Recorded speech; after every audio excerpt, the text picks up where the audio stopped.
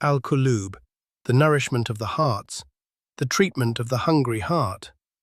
The Green Sheikh of Baghdad.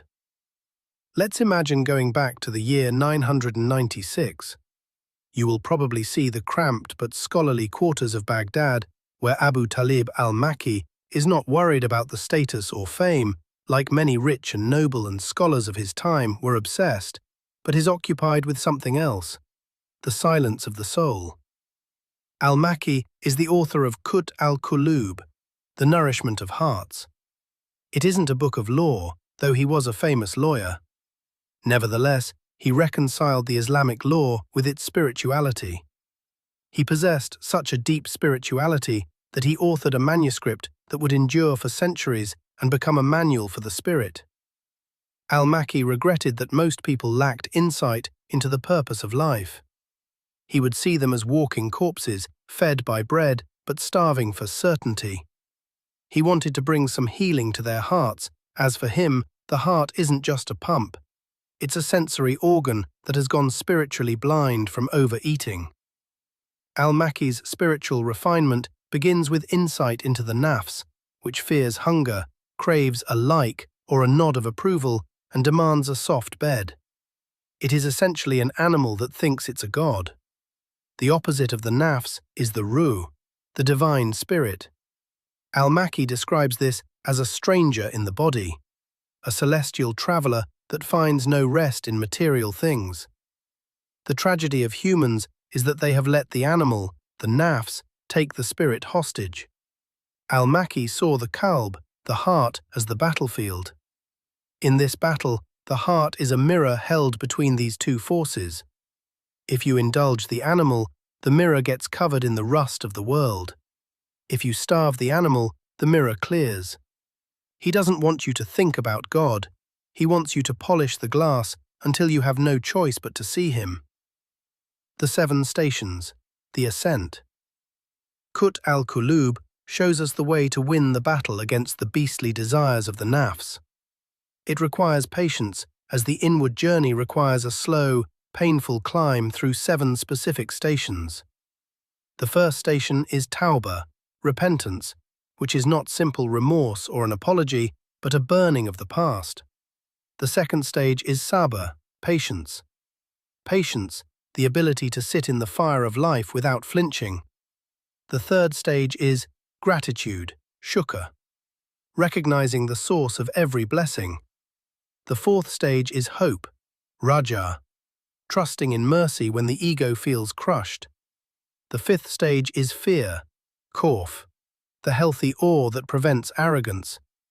The sixth stage, trust, tawakkul, the total surrender of one's will. The final station is contentment, rida. This is the nourishment the book's title refers to, a state where the heart is so full of divine presence that it no longer feels the hunger of the body. The guard at the gate. Al-Makki presents spiritual techniques for climbing the spiritual stages. For example, he describes muraqabah as the heart's constant awareness of being seen or watched by the Creator. Muraqabah is a permanent state of spiritual posture. Al-Makki compared the practitioner of muraqabah to a cat waiting at a mouse hole, completely still, intensely focused, and aware of the slightest movement. In this case, the mouse is the stray thought, khawatir, or the sudden urge of the nafs, ego, to assert itself. The 3 layers of watchfulness. Al-Makki breaks down this vigilance into 3 distinct levels of intensity. 1.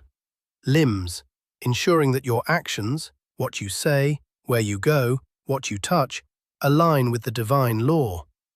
This is the outer shell. 2. This is where Al-Makki's psychology shines.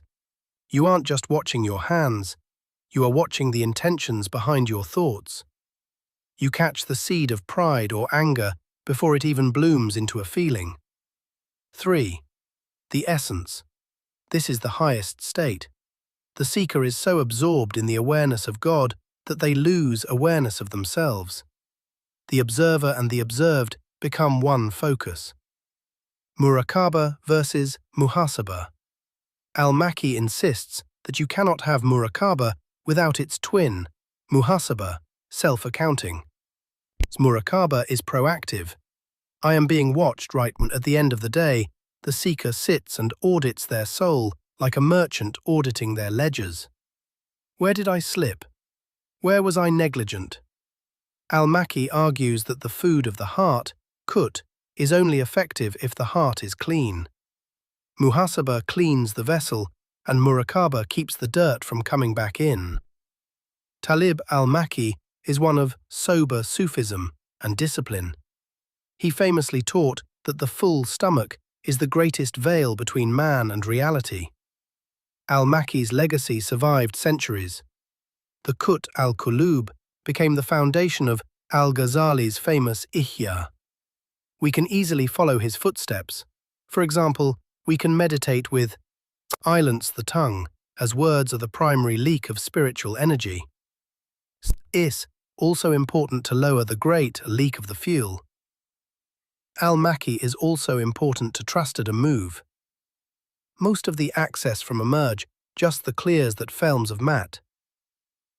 The drive and there, as each breath as a reminder of the presence.